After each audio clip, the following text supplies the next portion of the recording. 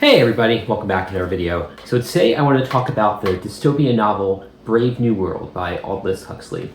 And this is a classic novel that surprisingly I've never read before. So it was my first time reading this when I read this over the past week. And definitely have a lot of mixed feelings on this book. The overall narrative of the story itself is a very dry story. I didn't really enjoy the actual story of this book, but the ideas presented in this book are very, very interesting. I really enjoyed this book just for these ideas that Huxley presents. You can definitely see why this was such a groundbreaking novel, because it had all these new ideas that just had never been really written about before when this book came out. But this book is so unique because it's a dystopian novel, but the world is presented as this utopian world. I mean, you could easily call this a utopian novel, but within this utopia, you see all these flaws within this perfect society as you get further and further in the story. But what this world is in Brave New World, it's a society of bioengineered people. So people are born on these conveyor belts, and no longer do people reproduce, but they're just born in this very mechanized society. And in these bioengineered people, there's a caste system where it goes through these tiers of people. And the people on the very lower level, the people who do menial work, do all the hard labor, while the alphas are the ones who have a much better life, and they're the perfect people. And even though they have this caste system where the people in the very lower level are basically slaves to the system, they do all the manual work and kind of run the society, but these people in the lower level, they don't feel bad about that. Because in this caste system, each level is conditioned to fully enjoy and embrace life that they have. Nobody feels bad or upset about their place in society. And they do this mainly when the people are babies. They condition them as in they're babies, where they shock them if they see flowers or see books. So by shocking them, they make them conditioned to hate learning or hate nature. And through this, everybody's basically the same in the way that they enjoy the life that they have. They fully embrace their lifestyle, no matter how hard or difficult it is. So this society is a perfect society where nobody ages, everybody is just forever young. And because everyone's born in test tubes, there's no reproduction amongst people themselves. Everything is done in a very mechanized way. And they just control people through pleasure. Because in this society, even though nobody reproduces, it's a society of free love. There's a saying in this world where everybody belongs to everyone. So it's just free love amongst the entire society. And they also give people free access to this drug called Soma. Soma is this drug that has no negative impact. People don't die from it, but everyone's fully addicted to it, and it gives people pleasure and happiness and just kind of makes people very numb to this society that they live in. So it's really a society without negative emotions, without negative feelings. Everybody is just happy. There's just complete happiness and bliss, and nothing's really wrong with anyone. So I think sometimes it's very difficult to see this novel as a dystopian novel at face value, because it's just this perfect society. But you see that within the society that it's so perfect because they're so controlled, they're so conditioned. So I think the reason that it's dystopian is because it really gives a message to the reader that this kind of thing can happen. If people get too addicted to pleasure and too addicted to just being conditioned by their society, it's very easy for people to be controlled. So it's a perfect society, yes, but people are controlled in ways they don't even know that they're controlled. So it really shows that you can be conditioned without even knowing that you're conditioned. So there's a lot of, I think, reflections to be made about our current society, which we'll talk about in a little bit. But in the way that they control emotions and negative feelings, the people in this book, they go to the movies, but the movies are called the feelies. So these movies are just full immersion, where they don't just watch and listen, they feel what's happening in the movie. Like if someone kisses in the movie, they feel the kissing, or if someone's cold in the movie, they feel the cold. So it's just a full immersion experience. So by doing this, they're kind of controlling emotions. They're giving people this emotion that they want people to feel. And it also, I think, demonstrates how entertainment has just reached this next level in the society. This book was published in 1932, so there weren't all of these huge entertainment companies the way there are today. So in this novel, it kind of shows how they have these like super advanced movies that are just like the ultimate consumer experience, because this society is a consumer-based society. They give people what they want. They give people free love. They give them drugs. They give them these movies called feelies. And it's also just a very mechanized society. Everything just runs perfectly, and people experience what they're meant to experience, and everything is just laid out for people. They don't have to think or really have any critical thinking about what they're going to do from day to day. And also, I found it interesting in this book, there's no God in this book, but they refer to Ford as their God, Henry Ford, because Henry Ford, created this mechanized conveyor belt system where he created cars. So instead of saying thank God, they say thank Ford, and instead of the sign of the cross, they have the sign of the T. And the years in this book are AF, after Ford. So Henry Ford is seen as basically this messiah-like figure in the society. So Huxley's presenting a message to the reader that it's this very mechanized society, and they draw a lot of influence from the beginning of this mechanized society that we live in today with people like Henry Ford.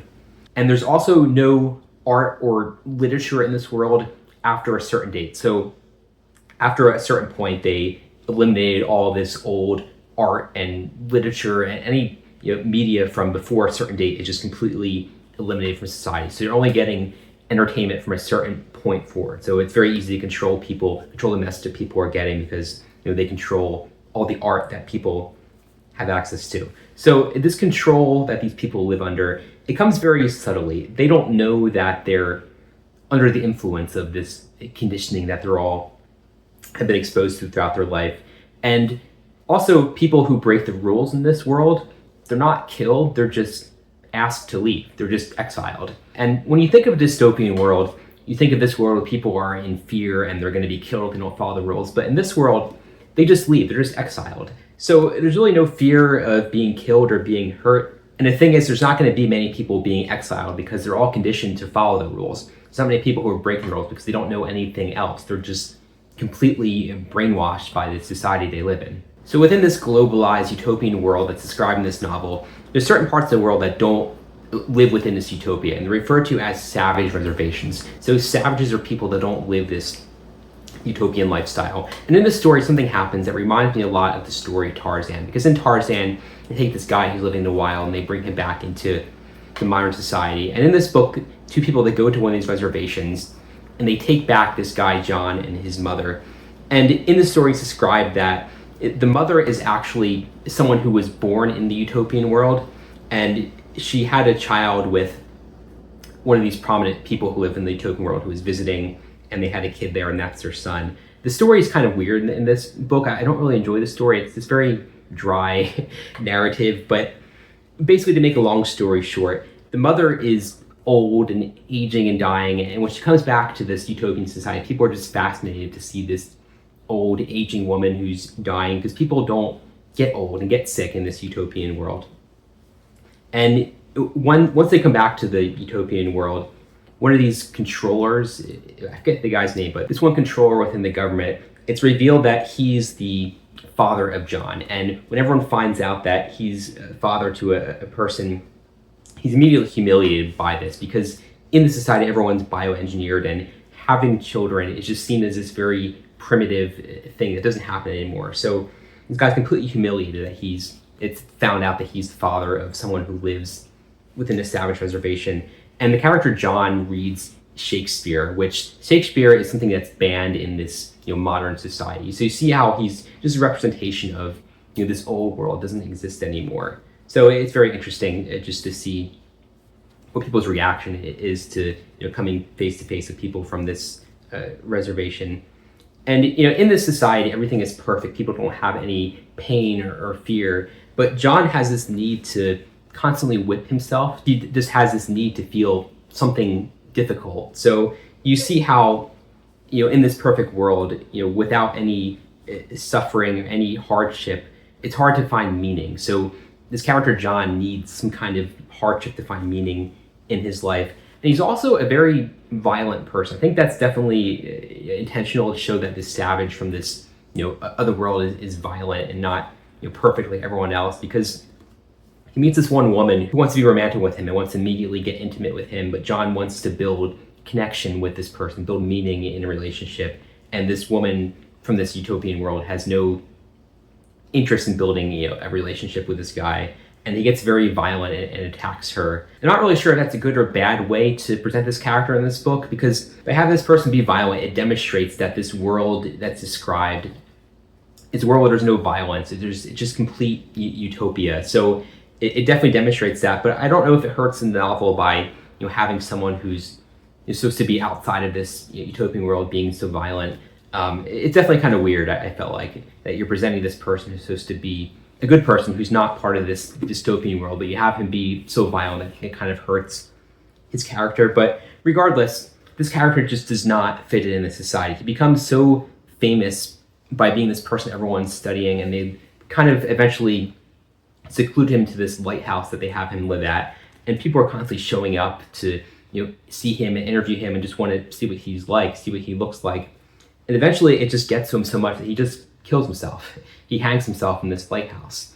So you see that within this perfect utopian society, there's no meaning in life. By eliminating any negative emotions or any negative feelings, they've eliminated meaning to life. And this guy John just finds no meaning in this society without any emotions or feelings.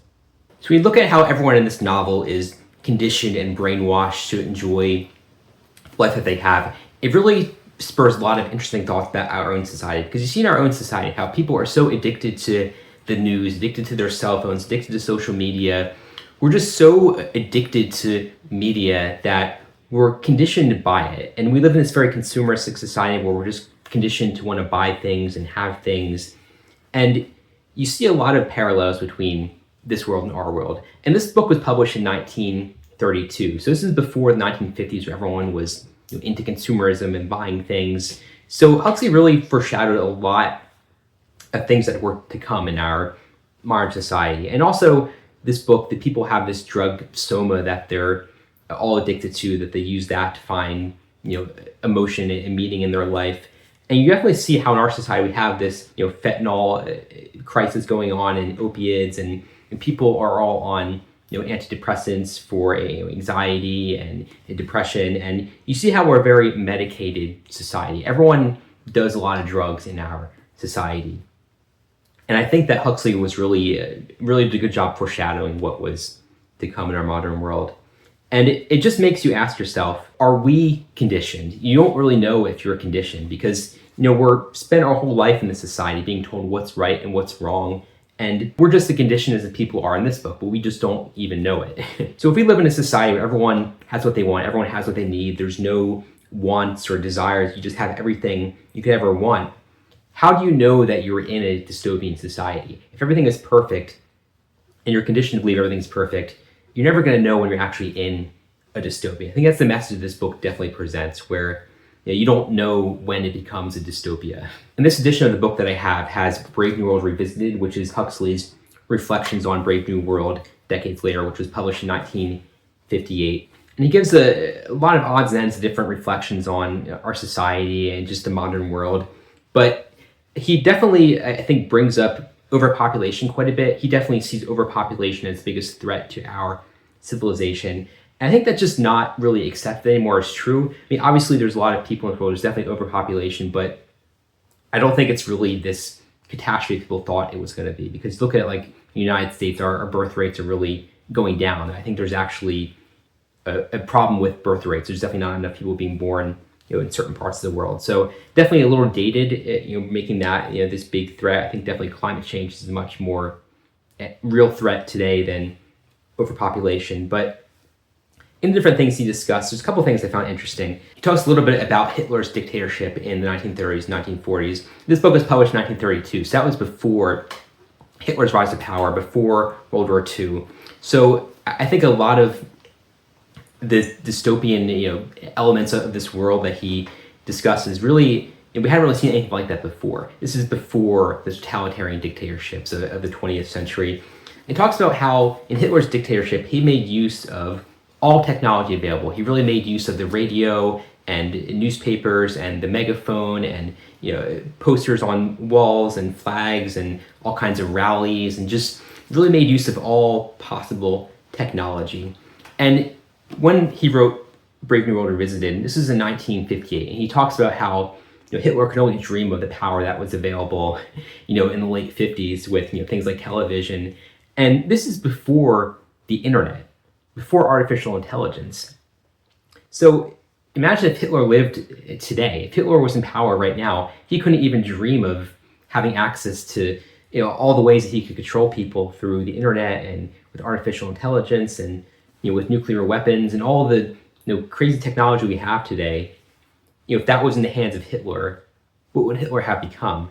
And it makes you think that the fact that we have all this technology today that these 20th century dictators didn't have, our society is just ripe for someone to take control and really just control people and exploit people. Because with the internet, there's so much information of us out there on the internet. They know so much about what we click on, what we watch, what we look at. People can use the information to control us. So it's scary to think about what people like Hitler did before this modern era we're in now. So it's just a lot of interesting reflections on dictatorships and power. And it talks about how Hitler was so successful because he really used the power of a crowd to control people. Because when you have crowds, have groups of people at these rallies, people lose their identity. When you're in a crowd, you kind of are just at the whims of what the majority of the crowd is doing. So you see how easy it is to lose control, lose identity when everyone around you is doing the same exact thing. If you look at our world today, everyone is very much addicted to news and media and just consuming material products, and we're all kind of doing the same thing. So you see how easy it is for someone to exploit that, to really take control. And one of the most interesting things I think he said in this book, he talks about how in democracies, a democracy relies on people to make choices based on facts and appealing to truth. And in dictatorships, they rely on distracting people from the facts and using emotion and hidden forces to control people. So they talk about how in dictatorships are always there's always these enemies within who they're trying to get rid of to control people. And it really makes you think a lot about the rhetoric used by people like Donald Trump.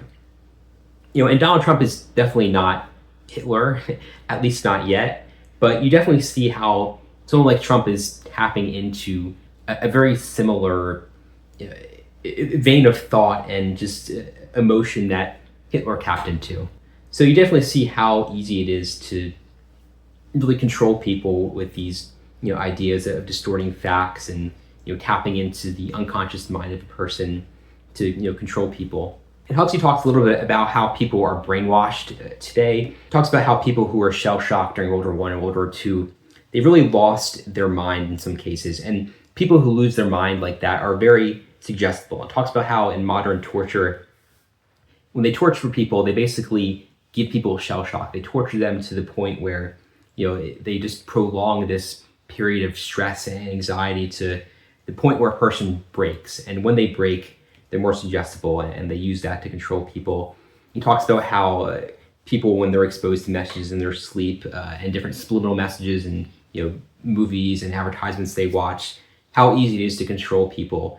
It talks a lot about, he gets into some Freudian theories, which definitely aren't very relevant today, but he talks about how people see subliminal images, they have dreams sometimes that reflect those subliminal images that they see. He just talks a lot about how it's very easy to control people. It's much easier to control people and brainwash people than you really think. And when you really think about it, it makes you wonder, how conditioned and brainwashed are we right now? We really don't know. You don't know you're living in a dystopia until it's too late. But I think that's the main message that this book presents. And it's definitely unique, like I said before, in the fact that it presents a dystopia as a utopia on face value. I think that's what makes this book hold up so well, make it so unique, and definitely makes it something that people continue to read today because it's just so eye-opening and fascinating. But yeah, to summarize this, the story of the book, the story presented, these characters, is a little dry. isn't really that good, but the ideas are what's important in this book, and that's the main thing that I took away from it. But anyway, that's Brave New World by Aldous Huxley. Be sure to subscribe, and we'll see you in the next video.